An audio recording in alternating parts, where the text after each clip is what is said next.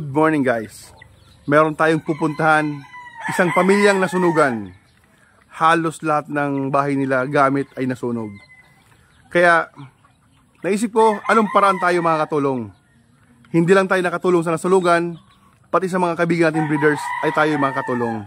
Ito, mga special na breeding natin, mga breed natin ngayon ng pullets is ready for share, na ang makuha nito ay mapupunta doon pala sa nasunugan.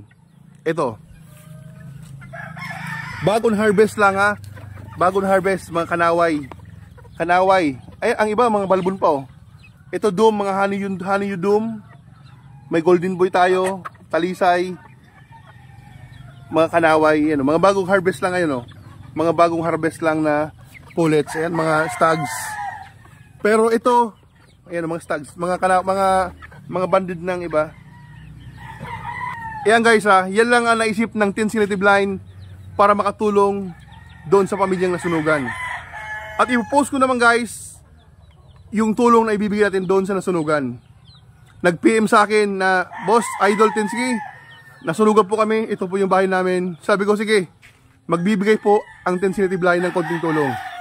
Sa anong paraan na makakatulong ang Tin Selective Line? Mag-share tayo ng manok na kayang-kaya ng bulsa nyo.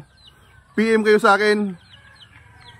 Tin Selective Line pullets, ibibigay natin for a cost po ang mapupunta nito. At i-post ko lang po yung taong nasunugan ng pamilya niyon. Tin Selective Line, signing off. Good morning.